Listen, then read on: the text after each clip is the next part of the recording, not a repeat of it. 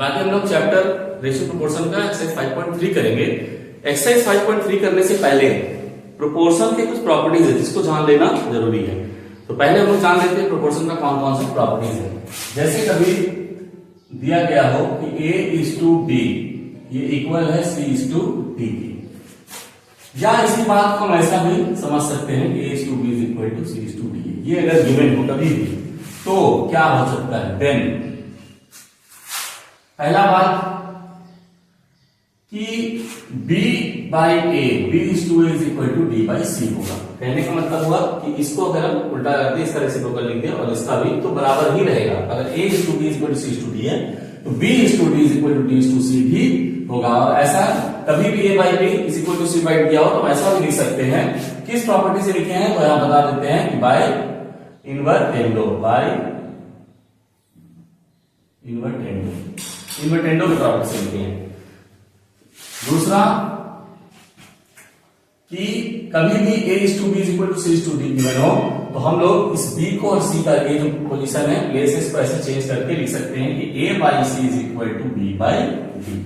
इसका मतलब क्या था, अगर क्रॉस मल्टीप्लाई करके देखते हैं तो AD is equal to BC था, यहां भी AD is equal to BC ही है। और यहां ऐसा किस प्रॉपर्टी के तहत लिख सकते हैं तो by alternendo, by alternendo. Next है A is to B is equal to C:D given है। इसमें ये पहले वाले को क्या कहते हैं, एंटीसीडेंट, दूसरे को कंसीक्वेंट। एंटीसीडेंट कंसीक्वेंट, तो एंटीसीडेंट और एंटीसीडेंट का सम दोनों को अगर हम ऐड कर लेते हैं और कंसीक्वेंट कंसीक्वेंट को अगर ऐड कर लेते हैं, यहां जो हो जाएगा ऐसा होगा कि A plus C is to B plus D। ये जो नया रेशियो मिलेगा एंटीसीडेंट एंटीसीडेंट का सम जितना हो 2:3:4 सबका फर्स्ट टर्म को ऐड कर लेते हैं और सेकंड वाले टर्म को कंसीक्वेंट को ऐड कर लेंगे तो एक नया रेशियो जो मिलेगा दोनों के सम का, एंटीसीडेंट और कंसीक्वेंट के सम का। ये ईच रेशियो के इक्वल होगा, इसके भी इक्वल होगा, इसके भी इक्वल होगा। यहां लिखेंगे each ratio is equal to this. किस प्रॉपर्टी से हुआ ये तो लिखते हैं बाय एडेंडो, बाय एडेंडो। ठीक इसी तरह से एंटीसीडेंट माइनस एंटीसीडेंट अगर करते हैं और कंसीक्वेंट और कंसीक्वेंट का डिफरेंस जो होता है वो भी ईच रेशियो के इक्वल होता है। ये जो हम लोग एक्सरसाइज करेंगे देखेंगे कहां कौन सा प्रॉपर्टी अप्लाई करते हैं। ईच रेशियो निकालना होगा तो कैसे इसको यूज करते हैं, बाय सब्ट्राहेंडो, ठीक है। नेक्स्ट चलते हैं आगे, दूसरा प्रॉपर्टी नंबर 5। कभी भी A:B is equal to C:D ऐसा गिवन है तो हम क्या लिख सकते हैं, A plus B by B is equal to C plus D/D। हम लोग क्या किए यहाँ पे, इसको ये जो डिनोमिनेटर है इसको ऊपर ऐड कर दिए, इस डिनोमिनेटर को भी ऊपर ऐड कर दिए और ये दोनों इक्वल होगा। इसको हम ऐसे प्रूफ इसका समझ सकते हैं कि A/B C/D ये तो इक्वल था तो हम लोग किए क्या, इसमें भी 1 ऐड कर दिए, इसमें भी 1 ऐड कर दिए, इक्वल का इक्वल ही रह गया दोनों। अब क्या कर सकते हैं, इसका एलसीएम लेंगे तो A प्लस B और यहां अगर एलसीएम लेंगे तो C प्लस D।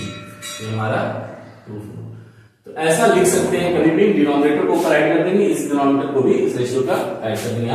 यहां हम लोग कहेंगे इस प्रॉपर्टी को कि बाय कंपोनेंडो।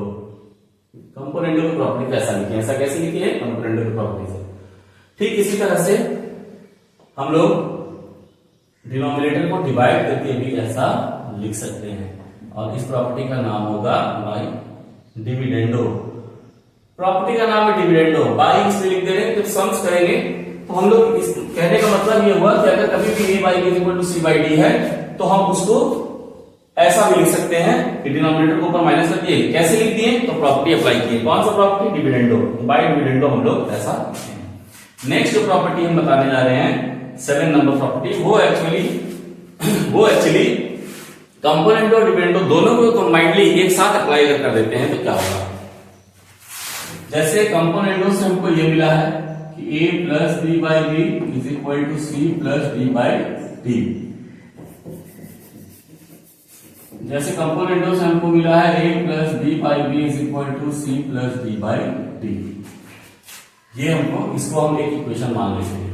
और सी a माइनस बी